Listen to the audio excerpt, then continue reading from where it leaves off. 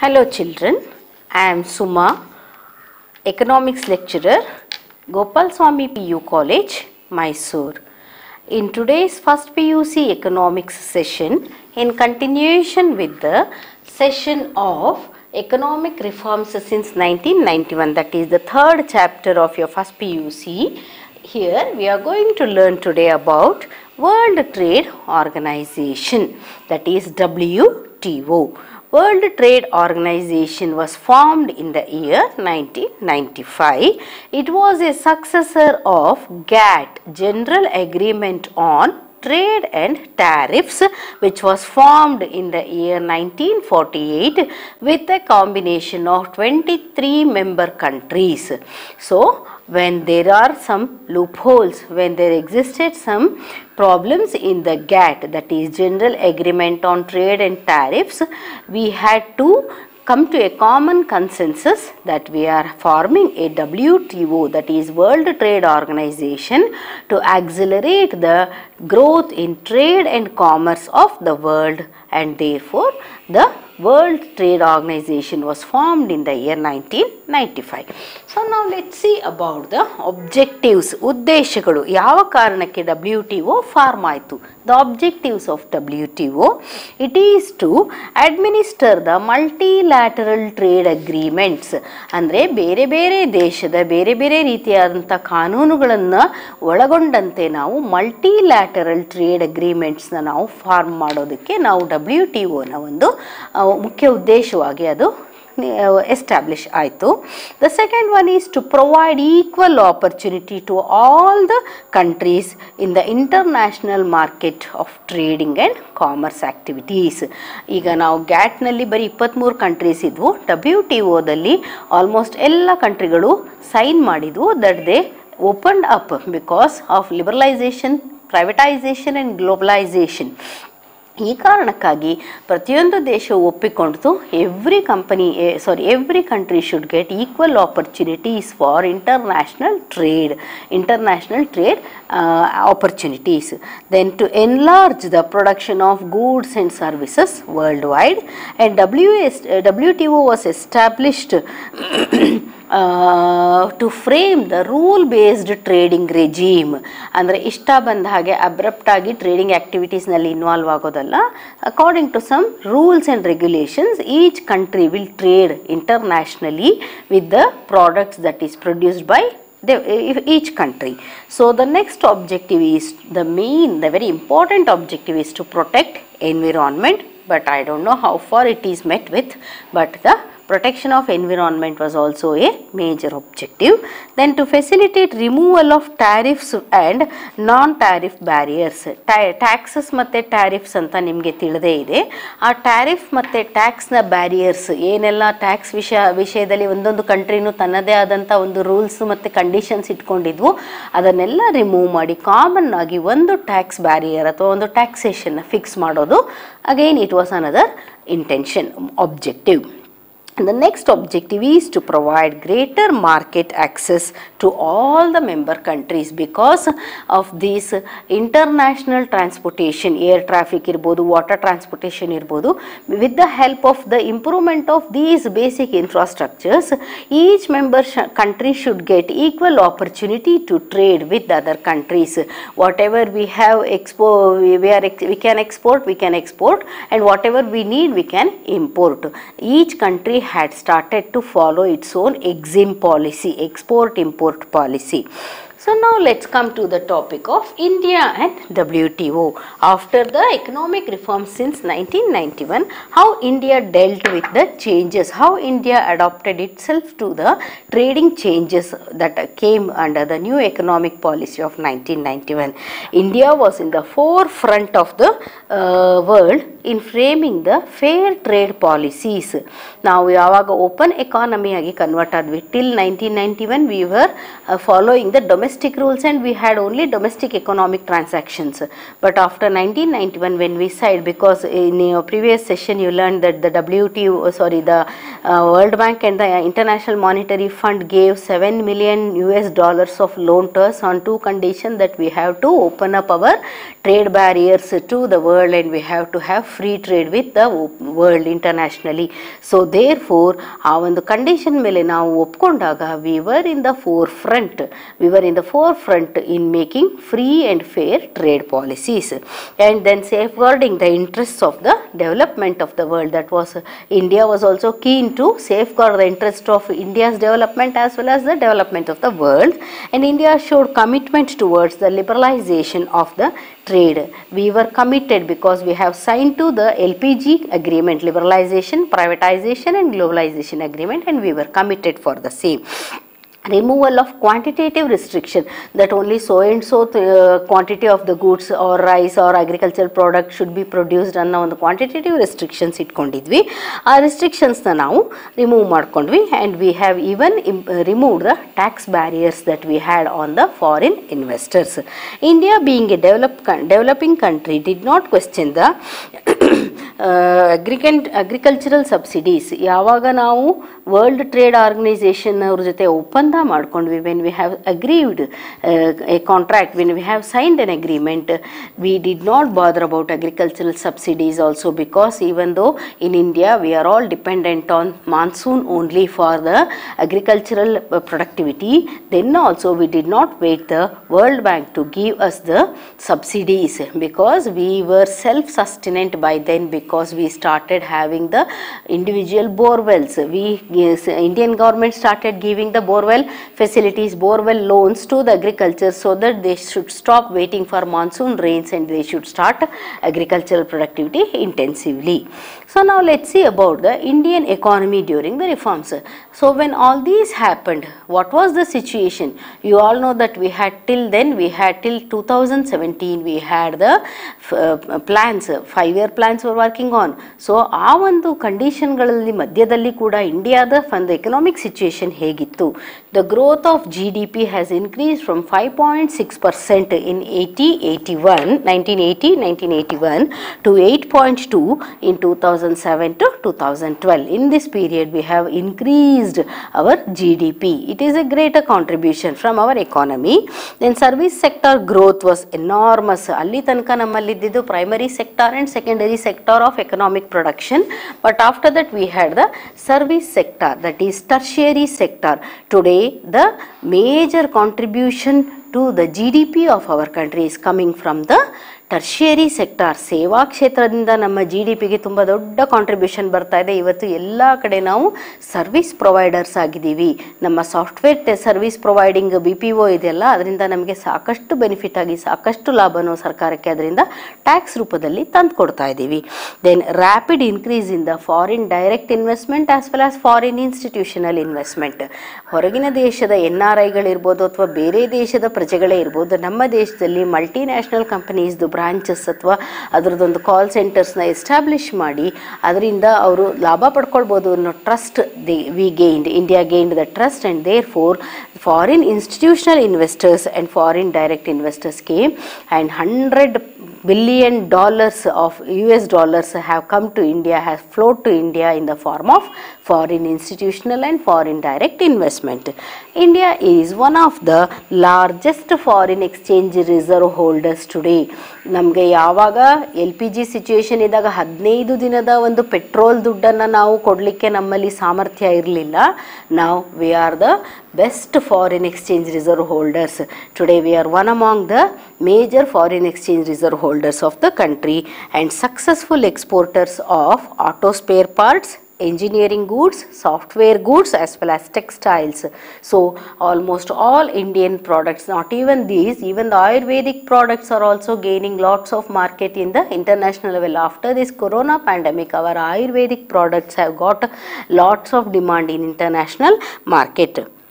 But the basic problem is that we could not solve the full employment assurance that was given during elections. ನಮ್ಮಲ್ಲಿ full ಎಂಪ್ಲಾಯ್ಮೆಂಟ್ನ ನಾವು create ಮಾಡಲಿಕ್ಕೆ ಆಗಲಿಲ್ಲ. So ಏನಾಯಿತು, ನಮ್ಮಲ್ಲಿ sufficient employment opportunities were not created. So ಇದು ನಮಗೆ ಒಂದು ದೊಡ್ಡ ಮೇಜರ್ ಥ್ರೆಟ್ ಆಯಿತು. Because people if they wanted to do some self employment they did not have the investment, but the government also as well as could not provide employment to them. People started having again the problem of unemployment.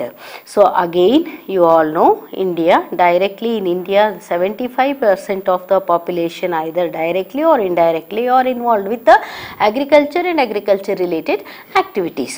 So therefore here public investment, even though ನಾವು economic ರಿಫಾರ್ಮ್ಸ್ನ accept ಮಾಡಿದ ನಂತರ industry wise ನಮಗೆ ಸ್ವಲ್ಪ reforms ಸುಧಾರಣೆಗಳಾದವು, agriculture wise ಸ್ವಲ್ಪ ಸುಧಾರಣೆಗಳಾದವು, market wise ಸುಧಾರಣೆಗಳಾದವು.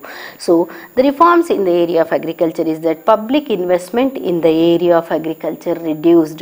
People lost interest in agriculture. Today there is a dearth of employees, that is laborers in the agricultural area, because lots of tertiary sectors has emerged. Lots of employment opportunities were created through tertiary sectors.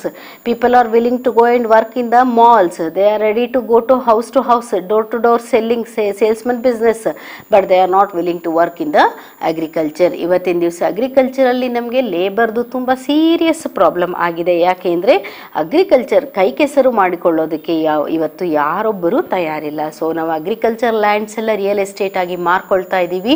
V are allowing our agriculture irrigated lands to be converted into the buildings and apartments and shopping malls, and therefore only we have lost lots of acres of agricultural land in the name of infrastructure. So people are not willing to go for agriculture. Then removal of fertilizer subsidy increased the cost of production, which affected the small and marginal farmers. ಯಾವಾಗ fertiliser ಸಬ್ಸಿಡಿಯನ್ನು ಸರ್ಕಾರ remove ಮಾಡ್ತು, ಸಣ್ಣ ಸಣ್ಣ ಹಿಡುವಳಿದಾರರು, ಸಣ್ಣ ಫಾರ್ಮರ್ಸ್ಗೆ ಇದು ತುಂಬ ದೊಡ್ಡ ತೊಂದರೆ ಆಯಿತು. Removal of minimum support price, ಕನಿಷ್ಠ ಬೆಂಬಲ ಬೆಲೆ ಅಂತ ಹೇಳ್ತಾರೆ. ಈಗ ಫಾರ್ ಎಕ್ಸಾಂಪಲ್ ಸರ್ಕಾರದವ್ರು ನೋಡ್ತಾ ಇರ್ತಾರೆ, ಟೊಮೆಟೊ ಬೆಳೆಯೋರು, ಹಸಿಮೆಣಸಿನಕಾಯಿ ಬೆಳೆಯೋರು, ತರಕಾರಿ ಬೆಳೆದವರು, ಅದು ವ್ಯಾಪಾರ ಸಿಕ್ಕಲಿಲ್ಲ, ಅವರಿಗೆ ಲಾಭ ಸಿಕ್ಕಿಲ್ಲ ಅಂದರೆ ರಸ್ತೆಗೆ ಚೆಲ್ಬಿಡ್ತಾರೆ. ಆ ಟೈಮಲ್ಲಿ ಸರ್ಕಾರ ಅವರಿಗೆ ಕನಿಷ್ಠ ಬೆಂಬಲ ಬೆಲೆ, ಮಿನಿಮಮ್ ಸಪೋರ್ಟ್ ಪ್ರೈಸ್ ಅಂತ ಕೊಟ್ಟು government is going to safeguard the interest of the farmer, because the government doesn't want him to commit suicide. So ಆ ಎಲ್ಲ ಫೆಸಿಲಿಟೀಸ್ನು ಕಡಿಮೆ ಮಾಡಿ ರಿಮೂವ್ ಮಾಡಿದರು. ಯಾಕೆಂದರೆ you can maintain a cold storage and you can sell it under the demanded period ಅಂತ ಹೇಳಿ. So the next thing is focus was given on export of cash crops, and therefore food grains production was reduced. ಯಾವಾಗ ನಾವು cash crops, cotton ಇರ್ಬೋದು, ಅಥವಾ ornamental flowers ಇರ್ಬೋದು, ಅಥವಾ fruits ಇರ್ಬೋದು, ಅಥವಾ ಬೇಕಾದಷ್ಟು ರೈಸ್ ಅಥವಾ sugar cane, these are all the cash crops. So then oil seeds. So all these cash ಕ್ರಾಪ್ಸ್ನ ನಾವು ಯಾವಾಗ ಬೆಳೆಯೋದಕ್ಕೆ ನಮಗೆ ಸ್ಕೋಪ್ ಸಿಕ್ತು, ಯಾಕೆಂದರೆ ಇಂಟರ್ನ್ಯಾಷನಲ್ ಮಾರ್ಕೆಟ್ ಇದೆ ಅದಕ್ಕೆ. So internationally it is easy to export them. ಏನಾಯಿತು, food grains production reduced. When the food grains production reduced, obviously the cost of the price of the food grains has increased, and the middle class people in India could not tolerate the price hike of the food grains. ಈ ಒಂದು ಸಮಸ್ಯೆ ಇವತ್ತಿಗೂ ಇದೆ, because when all the agriculturists, when all the farmers converted themselves into the food grain, into the cash crop sellers, cash crop producers, naturally the food grain production has stopped. So now let's see what all the changes that came under the industrial sector in this season of LPG, that is New Economic Policy of 1991. Government started doing disinvestment in the public sector undertakings. It started selling the public sector undertakings to the private people, as well as even the machineries that were there under their control. For example, ನಿಮಗೆ ಹೇಳ್ಬೋದು HMT ಅಂತ. ಯಾವಾಗ ನಾವು ಲಿಬರಲೈಸ್ ಆದ್ವಿ, ಬೇರೆ ದೇಶಗಳಿಂದ ಬೇರೆ ಬೇರೆ ಮಾಡೆಲ್ನ ವಾಚ್ಗಳು ಬಂದವು. ಆಮೇಲೆ ಪ್ರೈವೇಟ್ ಸೆಕ್ಟರ್, ಟಾಟಾಸ್ ಅವರು ಇಂಡಸ್ಟ್ರಿಗೆ ಬಂದರು, ಮಾರ್ಕೆಟ್ನಲ್ಲಿ ಅವರು ವಾಚ್ ಮ್ಯಾನುಫ್ಯಾಕ್ಚರಿಂಗ್ ಇಂಡಸ್ಟ್ರಿಗೆ ಬಂದರು, that is Titan watch. So what happened, when the private investors came to invest, HMT, Hindustan Machine Tools, which was producing HMT watches, has stopped its production because it could not match to the needs of the consumers. When the varieties of watches with different types of models have entered the market, HMT could not manage with it, because HMT had its own some 10 to 15 models. So ಅದಕ್ಕಿಂತ ತುಂಬ varied models ಬೇರೆ ಬೇರೆ ಕಂಪನಿಯಿಂದ ಇನ್ನು ಕಡಿಮೆ ಬೆಲೆಗೆ ಸಿಗ್ತಾ ಇದೆ ಅನ್ನುವಾಗ HMT ಲಾಸ್ ಆಯಿತು. So the governments investment in public sector undertaking resulted in heavy losses which the government could not manage. So therefore the government started selling public sector undertakings and its properties. So now let's see the reforms that took place under fiscal policies. Fiscal is nothing but anything related to government, particularly public money and taxation. Fiscal policy ಅಂದರೆ ಸರ್ಕಾರದ ಹಣ, ಸಾರ್ವಜನಿಕರ ಹಣದಿಂದ ನಡೆಯುತ್ತಿರುವ ಸರ್ಕಾರದ ಒಂದು contribution as well as tax money. So ಈ fiscal policy ಬಗ್ಗೆ ನಾವು ಹೇಳಬೇಕಂತಂದರೆ ಸರ್ಕಾರದಲ್ಲಿ ಸಾಕಷ್ಟು ಟ್ಯಾಕ್ಸ್ ರಿಫಾರ್ಮ್ಸ್ ಇಂಟ್ರೊಡ್ಯೂಸ್ ಮಾಡಿದರು. ಸಾಕಷ್ಟು ಕ್ಷೇತ್ರಗಳಿಗೆ ಟ್ಯಾಕ್ಸ್ನಲ್ಲಿ ಒಂದು ಸ್ವಲ್ಪ ಸಬ್ಸಿಡೀಸ್ ಕೊಡಲಿಕ್ಕೆ ಶುರು ಮಾಡಿದರು. Even then also the which is connected with the public and public money, the taxation money did not get lots of revenue which was expected by the firm. ಸರ್ಕಾರ ಏನು ಮಾಡಿತು, ಫಾರಿನ್ ಡೈರೆಕ್ಟ್ ಇನ್ವೆಸ್ಟರ್ಸ್ಗೆ, foreign institutional investors and even the NRIs government started giving incentives, tax incentives. ನೀವು ಇಷ್ಟು ಲಕ್ಷ ಹಣವನ್ನು ಇಷ್ಟಿಟ್ಟರೆ ನಿಮ್ಗೆ ಇಷ್ಟಿಷ್ಟು tax rebate ಕೊಡ್ತೀವಿ, ಇನ್ಸೆಂಟಿವ್ಸ್ ಕೊಡ್ತೀವಿ ಅಂತ ಹೇಳಿದರು.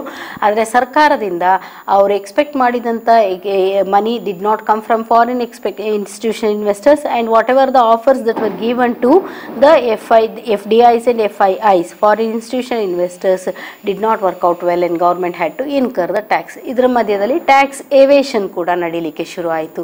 What is meant by tax evasion children? Tax evasion is nothing but avoiding to pay the tax. You know, ಇನ್ನು ಯಾವಾಗಲೂ ನ್ಯೂಸ್ ಪೇಪರಲ್ಲಿ ನೋಡ್ತೀರಿ, film stars started evading paying the tax. Avoiding ಅಲ್ಲ, evading ಅಂದರೆ ಅವರು ಬೇರೆ ಏನೋ ಖರ್ಚುಗಳನ್ನು ತೋರಿಸೋದು, ಲಾಸ್ ತೋರಿಸೋದು, ಬೇರೆ ಎಲ್ಲ ಲೆಕ್ಕಗಳನ್ನ ತೋರಿಸಿ ಸರ್ಕಾರಕ್ಕೆ ಕೊಡಬೇಕಾದ ಟ್ಯಾಕ್ಸ್ ಹಣವನ್ನು ಅವರು ಅಂದರೆ ಅವರಲ್ಲೇ ಉಳಿಸ್ಕೊಳ್ತಾ ಇದ್ರು, ವಜಾ ಹಾಕ್ಕೊಳ್ತಾ ಇದ್ರು. ಸೊ ಇದನ್ನು ನಾವು ಟ್ಯಾಕ್ಸ್ ಎವೇಷನ್ ಅಂತೀವಿ. So tax incentives and tax evasions became a very big burden to the government of India and therefore our economy did not do well.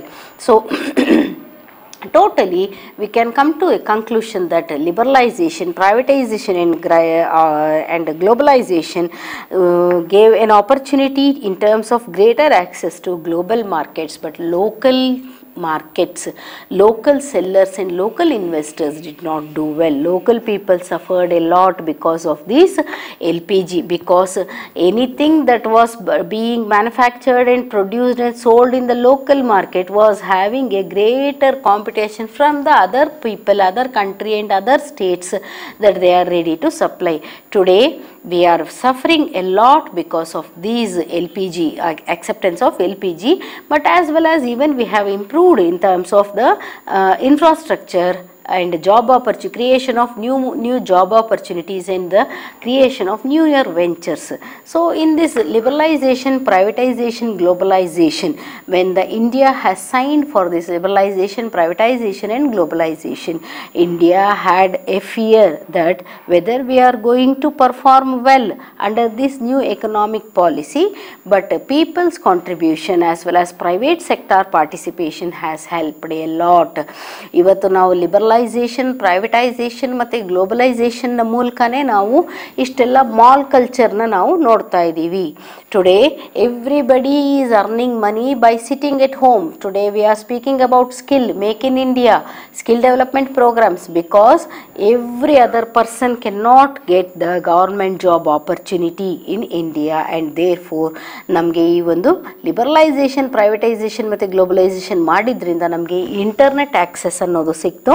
ನಮ್ಮಲ್ಲಿ ಪ್ರೈವೇಟ್ ಸ್ಯಾಟಲೈಟ್ ಚಾನಲ್ಗಳನ್ನು ನಾವು ನೋಡಲಿಕ್ಕೆ ಸಾಧ್ಯ ಆಯಿತು. ಕೇಬಲ್ ಚಾನಲ್ಗಳು ಎಷ್ಟೋ ಜನರಿಗೆ ಎಂಟರ್ಟೈನ್ಮೆಂಟ್ ಇಂಡಸ್ಟ್ರಿಯಿಂದ ಸೀರಿಯಲ್ಗಳಲ್ಲಿ ಆ್ಯಕ್ಟ್ ಮಾಡಲಿಕ್ಕೆ, ಅವ್ರ ಜೀವನೋಪಾಯ ಮಾಡಿಕೊಳ್ಳಿಕ್ಕೆ ಹೆಲ್ಪ್ ಆಯಿತು.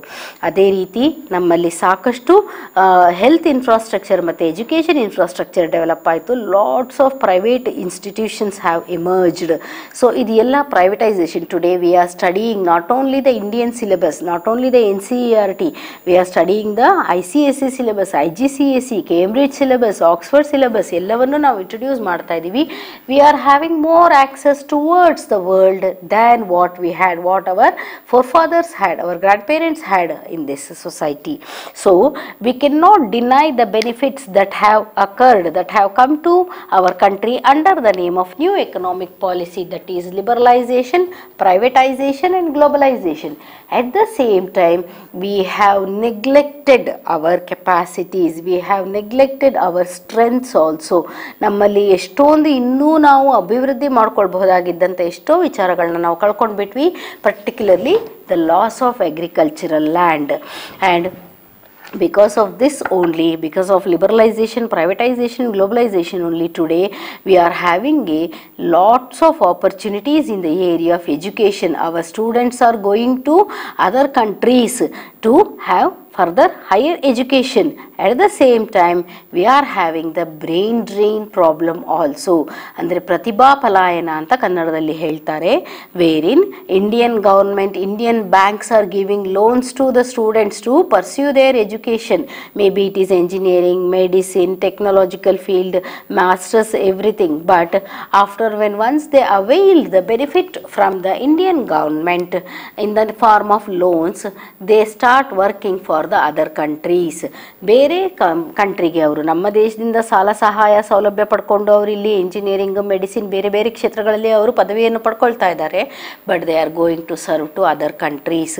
ಸೊ ಏನಾಯಿತು, ನಮ್ಮ ದೇಶದಲ್ಲಿ ಈ LPGಯಿಂದ ನಾವು ಏನು ಬೆನಿಫಿಟ್ಸ್ನ ಮಾಡಿಕೊಟ್ವಿ ಸ್ಟೂಡೆಂಟ್ಸ್ಗಿರ್ಬೋದು, ಯೂತ್ಸ್ಗಿರ್ಬೋದು, all the benefit what they are ನಾವು going to shed is to the other countries.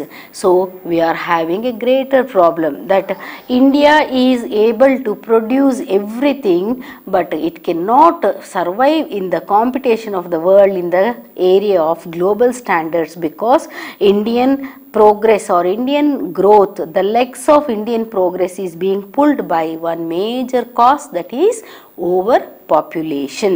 And you know the infant mortality rate is more, the maternal mortality rate is more. People, even children are dying because of this malnutrition cases. So India government ಎಷ್ಟೆಲ್ಲ ನಾವು progressive ಆಗಿ ಮುಂದೆ ಹೋಗಿ ನಾವು GDPಯನ್ನು ಇನ್ನೂ pickup ಮಾಡಬೇಕು ಅಂತ ನಾವು we are trying A lot, but still ನಮ್ಮಲ್ಲಿ ಆ ಒಂದು initiative, lack of public initiative, lack of people initiative is pulling our legs from going towards the progressive rate. So with this we come to the conclusion of this lesson, that is economic reforms since 1991. In your previous lessons, in the first lesson you learnt about Indian economy on the eve of independence. ನಮಗೆ ಸ್ವಾತಂತ್ರ್ಯದ ಸಂದರ್ಭದಲ್ಲಿ, ಸ್ವಾತಂತ್ರ್ಯ ಪೂರ್ವದಲ್ಲಿ ನಮ್ಮ economic situation ಎಷ್ಟು worst ಆಗಿತ್ತು ನೋಡಿದ್ವಿ. ಬ್ರಿಟಿಷರು ನಮ್ಮನ್ನ ಹೇಗೆ ಎಕ್ಸ್ಪ್ಲಾಯ್ಟ್ ಮಾಡಿ mayor supplier of raw material ಆಗಿ ಇಟ್ಕೊಂಡಿದ್ರು ಅಂತ ನೋಡಿದ್ವಿ. In the second lesson we learnt Indian economy between 1950 to 1990, wherein we saw that ನಮ್ಮ 5-year ಪ್ಲಾನ್ ಏನಿದೆ, ಪಂಚವಾರ್ಷಿಕ ಯೋಜನೆಗಳು, ನಮ್ಮ ಪೊಲಿಟಿಕಲ್ ಇನ್ಸ್ಟೆಬಿಲಿಟಿ ಇರ್ಬೋದು, ಆಮೇಲಿಂದ ನಮ್ಮಲ್ಲಿ ಎಕನಾಮಿಕಲಿ ಫೇಲ್ಯೂರ್ಸ್ ಆಗಿದ್ದು ಅದರ ಬಗ್ಗೆ ನೋಡಿದ್ವಿ. In this third lesson we learnt about the economic reforms since 1919, opening up of the India to the world, that is opening up to ourselves to the open economy, rather closed economy, that is the liberalization, privatization and globalization. In our next lesson, fourth lesson, we are going to learn a new topic, and till then wish you all the best children. Thank you.